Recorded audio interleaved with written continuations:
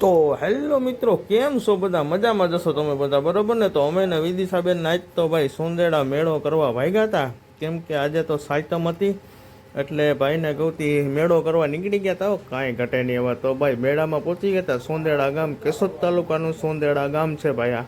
અને મેળો હોય સરસ મજાનો, કાંઈ ઘટે નહીં એવો. તો તમારે જો ચંપલ ને રમકડા ને કંઈ લેવું હોય તો આવી જાજો. અને પછી ભાઈને ગૌતી ડાયણમ બાપુના દર્શન કરી લીધા અને મસ્ત મજાના, કાંઈ ઘટે નહીં એવા.